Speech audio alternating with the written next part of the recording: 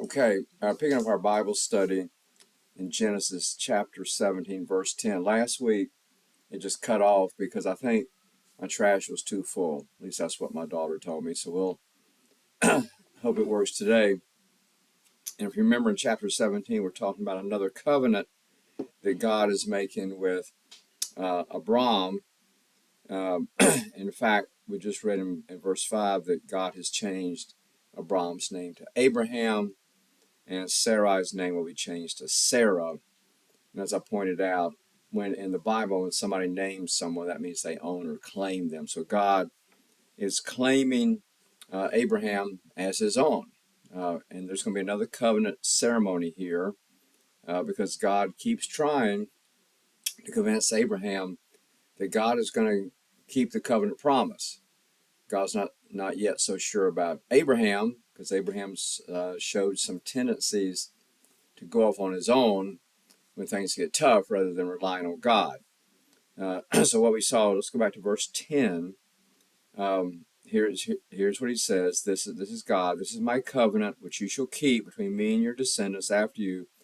Every male among you shall be circumcised. So this is going to be a sign in the flesh. So if you ever want to know where did this circumcision business come from, at least for Israel, it comes from right here. It's a sign of the covenant.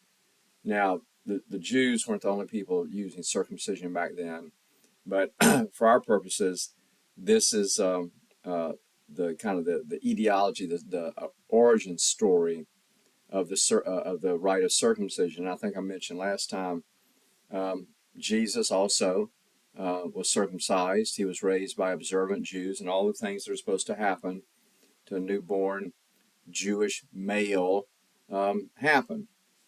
Verse 11, you shall be circumcised in the flesh of your foreskins. There shall be a sign of the covenant between me and you. He that is 8 days old among you shall be circumcised. And we find in one of the Gospels, I think it's Luke, that when he was 8 days old, that's what happened to Jesus. So look, this is what's important. Here's where things cut off last week. The point I wanted to make: every male throughout your generations, whether born in your house or bought with your money from any foreigner who is not of your offspring, both he that is born in your house and he that is bought with your money shall be circumcised. And I think this is important because what God is saying is you don't have to be Jewish born to be a part of the covenant. This is God opening up the covenant to all people, even the foreigner, even someone who is so far beneath you as to be a worker that I bought from someone else. And I remember slavery in biblical times was not like Southern slavery. Back before back when that was how the South managed to have their economy. This being a slave in biblical times was not that unusual. So you could be a slave because you were the ones who got lost in a battle, and so everybody who's not killed now becomes workers or slaves for the victims. And it wasn't. It was also possible somebody who was so poor as to risk starvation would go and say, "Make me your slave. At least I have a place to live and something to eat, and I'll work."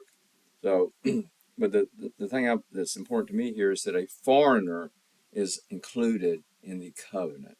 This is this expansive notion of covenant with God that God is going to have with the entire creation.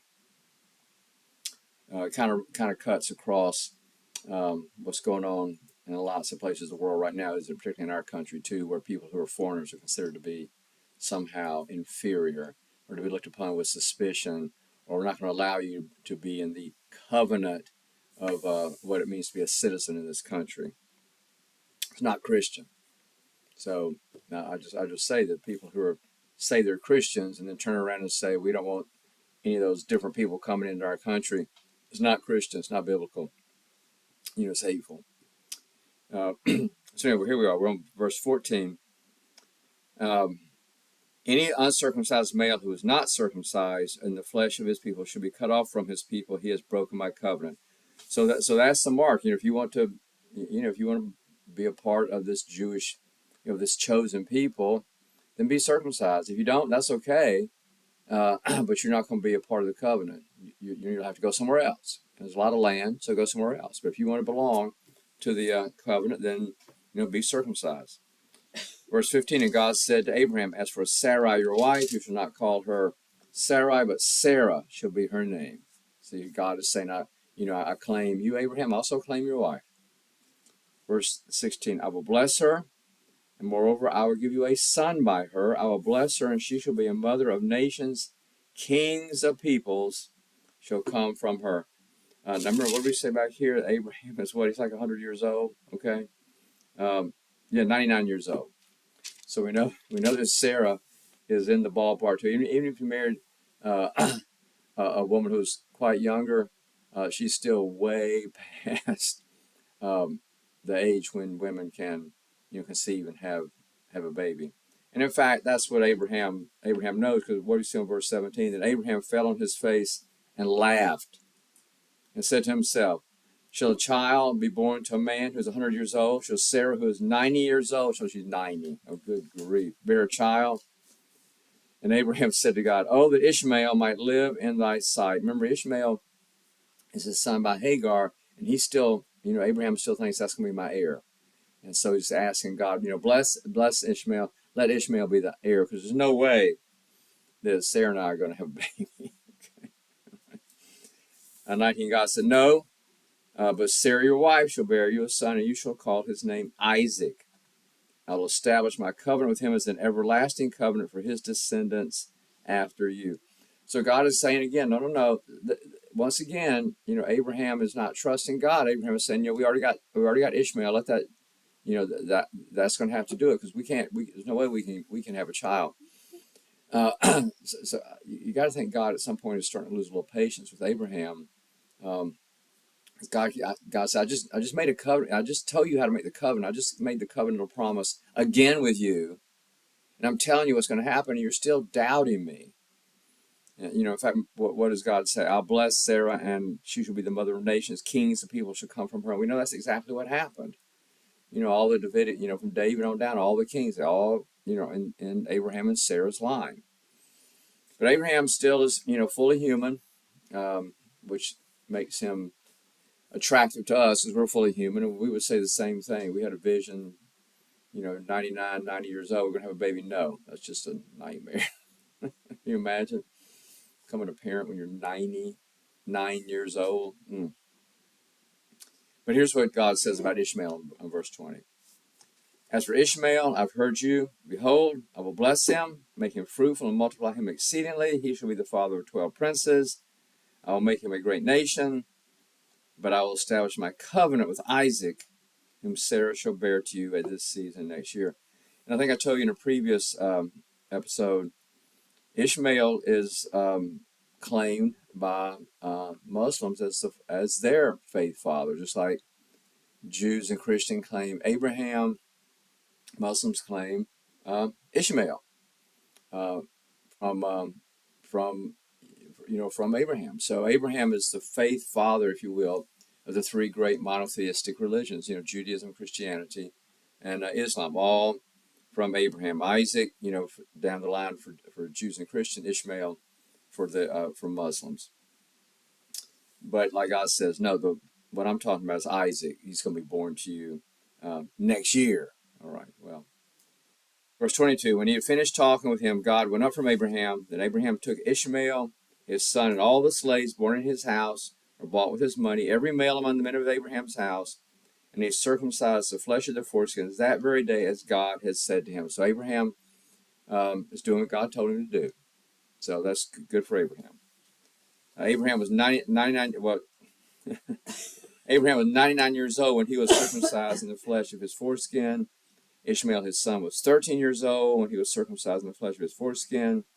That very day, Abraham and his son Ishmael were circumcised, and all the men of his house, those born in his house, and those bought with money from a foreigner, were circumcised with him. In retrospect, I'm not sure that was the best plan. Abraham must have been totally certain that it was complete peace with his surrounding neighbors, because if there had been a neighbor or a king who looked over at Abraham's vast resources and decided, I want that, I'm going to attack Abraham, that'd have been a good day to do it.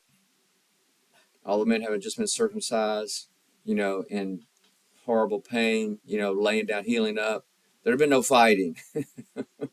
So any of these other kings around here could have just walked in and slaughtered all those men in the pain of circumcision and just walked off with all the women and all the cattle and all the sheep and all the other stuff. But fortunately, nobody knew that was going on. So Abraham got away with it. Good for him. Okay.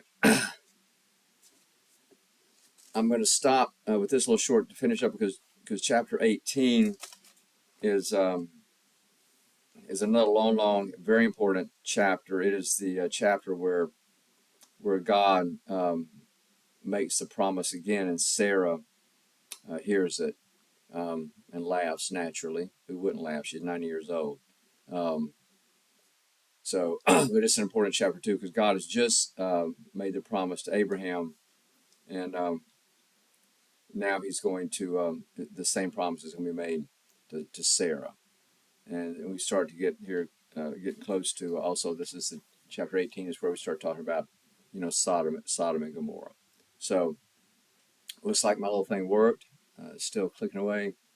So I'll see you next time. We'll pick it up with Genesis chapter 18. Peace.